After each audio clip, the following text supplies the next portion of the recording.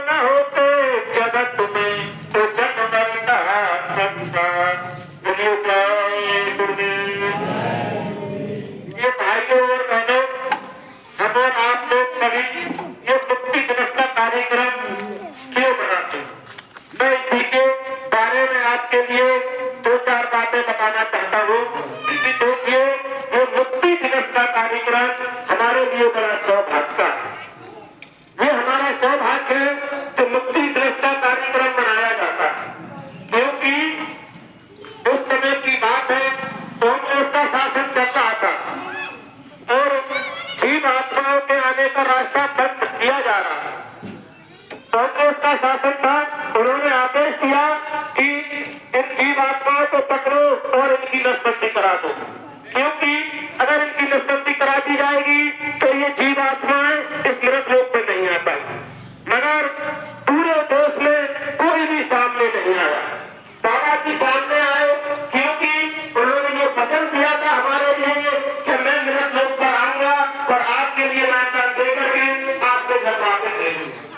क्योंकि जो हमारे और आपके लिए वचन दे चुके थे, क्योंकि संतों का ये फैसला होता है, अगर किसी कुएं में या किसी दरिया या तालाब में कुल्ली कर दे, कुल्ला कर दे, तो जितने भी जीव या कीटाणु जल में होते हैं उन सबके लिए मनुष्य शरीर मिल जाता है।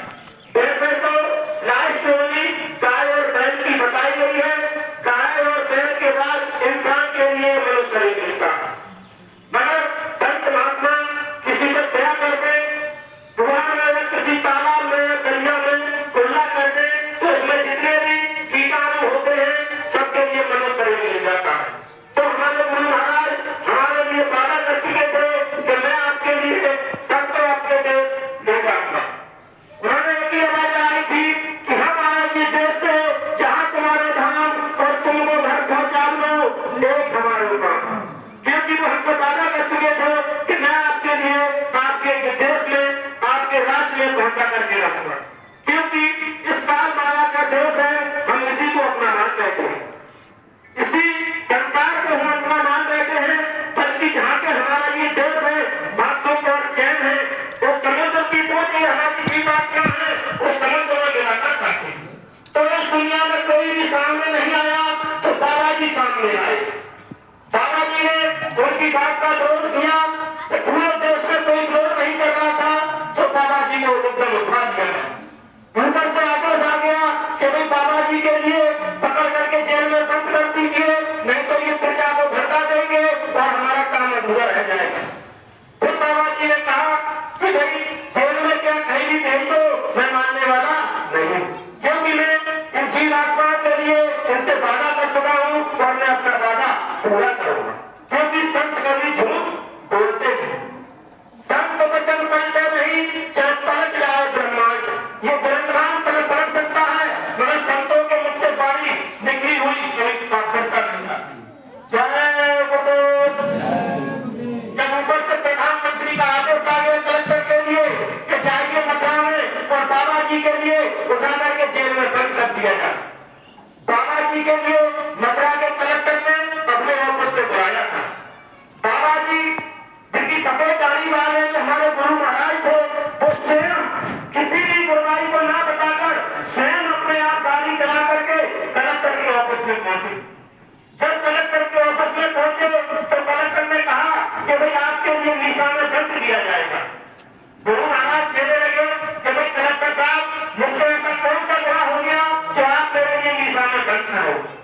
तब कलेक्टर साहब कहने लगे कि आप मथुरा जंक्शन से रेल का इंजन कंधे को उठा करके भाग रहे थे, क्योंकि कोई उपद्रव तो था नहीं, मगर जो ऊपर से आदेश था तो वो आदेश को पूरा करना, जिसकी वो नौकरी कर रहा था उसका हुक्म आदेश बनाएगा। बाबा जी ने कहा कि आप जहाँ भेजना चाहते हो मुझे भेज दीजिए, मैं जाने को तैयार हूँ। बाबा जी के लिए पकड़ा करके आगरा के सेंट्रल जेल में बंद करा दिया गया। आगरा के सेंट्रल जेल में बंद करा दिया गया। 40 दिनों तक बाबा जी ने अपनी एक धोती के दो टुकड़े कर दिए, एक तो ठहर करके नहाने थे और एक को सुखा दिया करते थे। गर्म पानी पी करके 40 दिन गुरु महाराज ने तो आगरा की सेंट्रल जेल में बिताए थे। मगर 40 दिन के बाद जब वो भाइयों को पता चला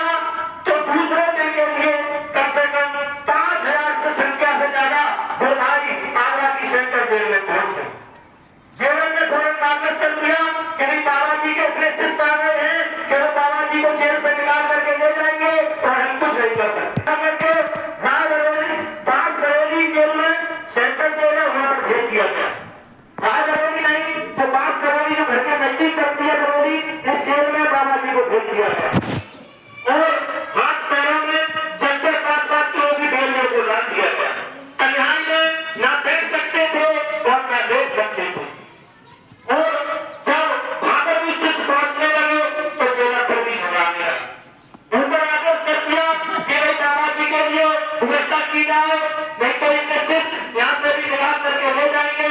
तो देखिए प्रधानमंत्री ने 15 दिन के अंदर इलेक्शन कराने की घोषणा कर दी।